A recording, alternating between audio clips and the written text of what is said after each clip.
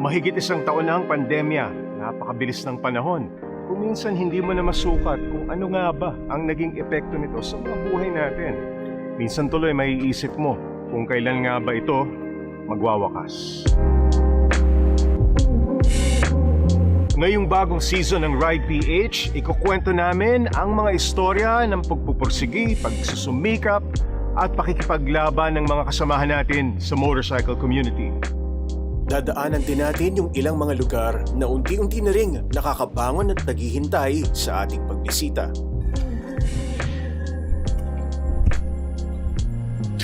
Kumusta na kaya ang Pilipinas? Ito ang Ride PH Season 6, ang bagong biyahe. Ako po si Jay Taruk. At ako naman si Jolly Alarcon, kami ang boses ng Pilipino.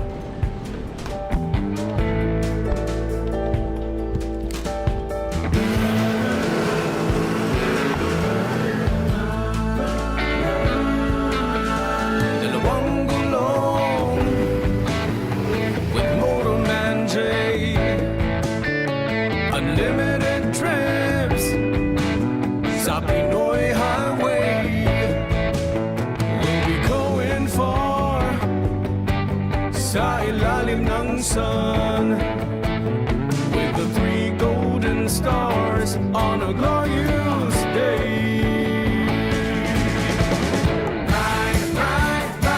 Get up and ride today. We gonna ride with Jay. Come on, let's ride today. We're gonna ride PH.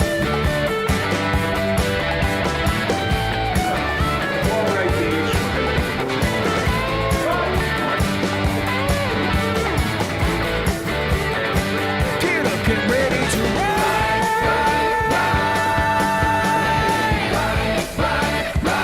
Come on, let's ride today. We're gonna ride with Jay. We're gonna ride PH.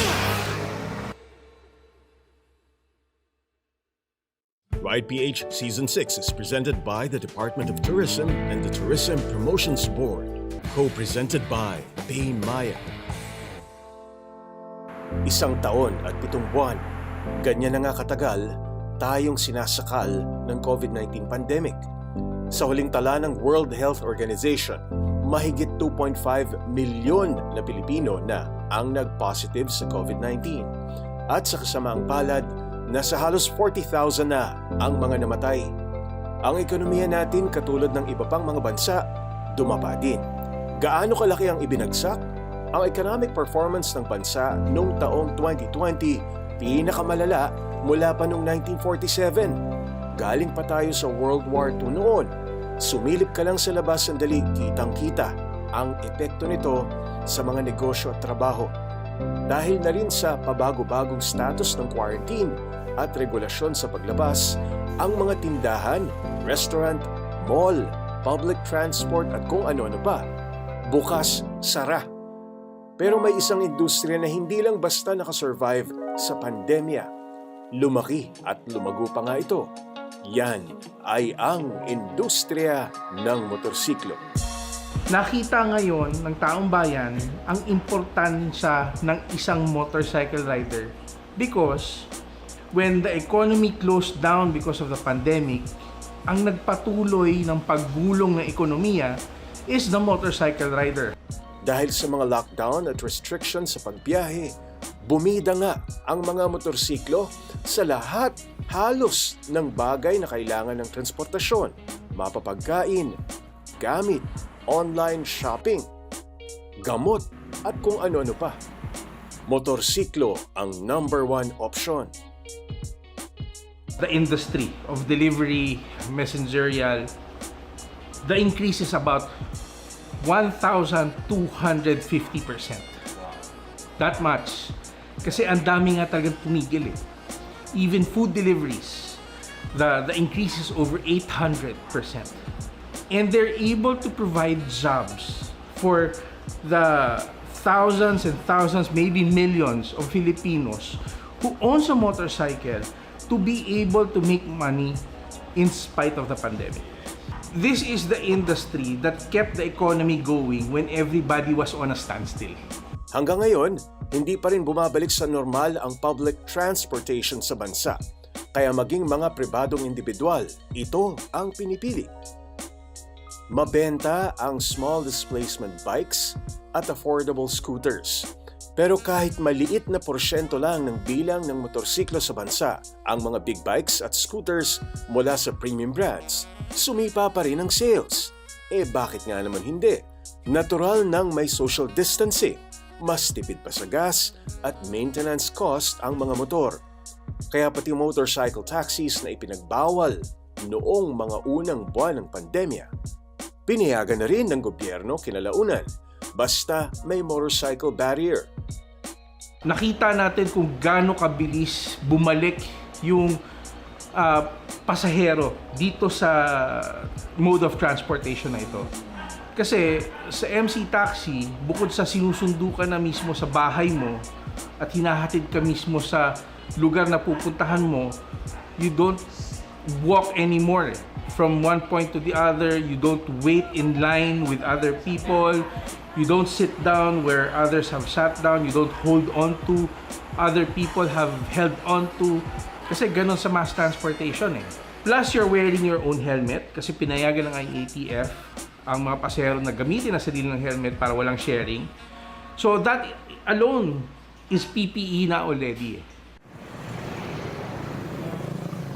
Tagahatid ng essential goods tulad ng pagkain, medical equipment at iba pang mga gamit, personal at pampublikong transportasyon. Kung tutuusin, motorsiklo ang isa sa pinaka nagsalba at patuloy na nagsasalba sa atin ngayong may pandemya.